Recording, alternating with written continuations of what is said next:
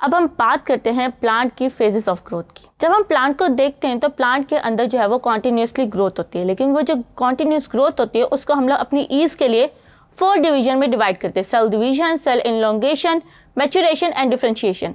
इन सारे स्टेप्स को हम लोग 1 बाय 1 डिस्कस करते हैं। सबसे पहले सेल डिवीजन की बात करते हैं। एज द नेम शो कि ये किसी भी चीज़ के टिप पे हो रही होगी, सेल ने कॉन्टिन्यूसली डिवाइड करना है। जब हम डिवीजन की बात करते हैं, जब सेल डिवाइड करता है तो उसमें जो सेल का साइज होता है वो नॉर्मल सेल के साइज से छोटा होता है। इनका जो साइज होगा वो कुछ इस तरह से, ये प्लांट्स का जो साइज होगा वो छोटा होगा।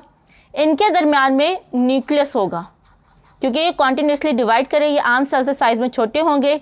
बीच में इनके न्यूक्लियस होगा। जो सेंट्रल वैक्यूल है वो प्रेजेंट नहीं होता, या अगर होता भी है तो वो आपके नॉर्मल वैक्यूल्स का साइज होता है, यानी कि बहुत छोटा। तो इस वजह से आप जो है, अगर आप प्लांट की टिप को आप काट के जो है वो अपने उसमें व्यू करें माइक्रोस्कोप के अंदर, तो आपको जब छोटे छोटे सेल्स नजर आए जिनके अंदर न्यूक्लियस का साइज थोड़ा बड़ा हो और वैक्यूल एब्सेंट हो, तो इट मीन्स कि आप जो है वो सेल डिवीजन वाले फेज के देख रहे हैं प्लांट के।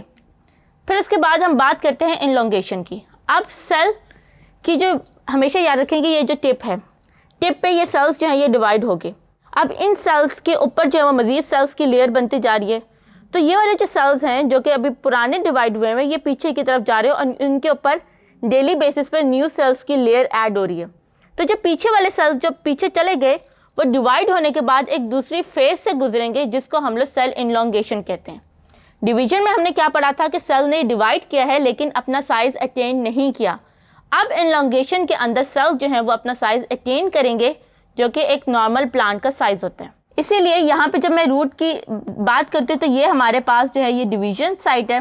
यहाँ पे डेली बेसिस पे न्यू ऐड हो रही है। जो पीछे वाला रीजन होता है इसके फ़ौरन बाद वो हमारे पास रीजन ऑफ इनलोंगेशन, जिसके अंदर सेल्स इनलोंगेट करते हैं। अब सेल्स कैसे इनलोंगेट करेंगे? सेल्स वाटर को एब्जॉर्ब करके करेंगे। पहले फेज में वैक्यूल की एब्सेंस थी, अब सेल के अंदर जो है वो वैक्यूल आ जाएगा और वैक्यूल जो है वो वाटर एब्जॉर्ब करने की वजह से सेल का जो साइज है वो 150 टाइम इंक्रीज करेगा, just because of the water availability.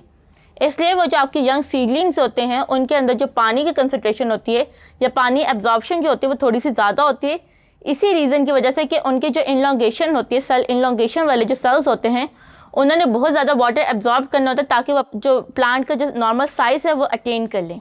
फिर इनलोंगेशन के बाद वो थोड़े मेच्योर होंगे। मेच्योर में अब आपके पास क्या होगा कि आपका सेल जो है वो इनलोंगेट होके अब फाइनल अपने साइज में आ जाएगा, जिसके बाद मजीद सेल का जो साइज होगा वह इंक्रीज नहीं होगा। अब जो सेल की जो सेल वॉल है वो जो है वो हार्ड हो जाएगी और हार्ड होने की रीज़न यही होगी कि वो उसको सेल को रोकेगी मजीद साइज में इंक्रीज करने से। फिर उसके बाद जो ये सेल्स हैं ये अपने आप को आहिस्ता आहिस्ता से जो टिश्यूज़ हैं उनमें अटेन करेंगे। फॉर एग्जांपल, अगर ये सेल जो है इसने आके सीव ट्यूब एलिमेंट बनाना है, यानी सीव ट्यूब एलिमेंट अगर आपको याद हो तो वो कुछ इस तरह से था कि वो ऐसा सेल होता है जिसके इस तरह से एलिमेंट होता है और उसके बीच में जो होता है वो ऐसे।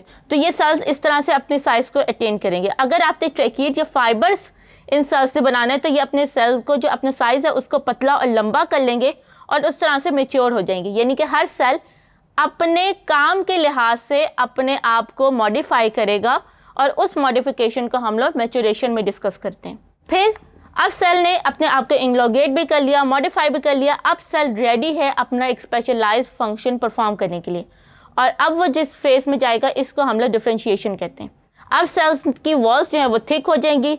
सेल्स जो है उनकी वॉल जो है वो पिटेड हो जाएंगी। पिटेड मीन्स कि जब सेल वॉल थिक होती है तो सेल वॉल थिक होने के बाद उनके अंदर एक स्मॉल होल्स बन जाते हैं जिनको हम लोग प्लाज्मोडेस्माटा भी कहते हैं और इससे जो होता है वो एक साइटोप्लाज्म सेल का दूसरे प्लांट सेल के साइटोप्लाज्म से कम्युनिकेट कर सकता है।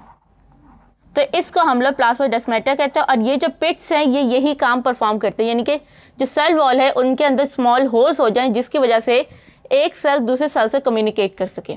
और फिर आपके पास जो ट्रैकीड्स हैं वो सारे जो हैं वो रेडी हो जाएंगे अपना स्पेशलाइज्ड फंक्शन परफॉर्म करने के लिए और ये बैच अब आके अपना सेल जो है वो अपना स्पेशलाइज्ड फंक्शन कैरी आउट करेगा। तो इस तरह से हमारे पास हर फेज से जब एक सेल गुजरता है तो वो एक सर्टेन स्टेजेस से गुजर के फाइनली अपने आप को रेडी करता है एक ख़ास फंक्शन परफॉर्म करने के लिए। यानी कि हर चीज़, दुनिया की हर चीज़ जो है वो एक ट्रेनिंग सेशन से गुजरती है फाइनल अपने आप को रेडी करने के लिए to perform that specific task they are assigned to.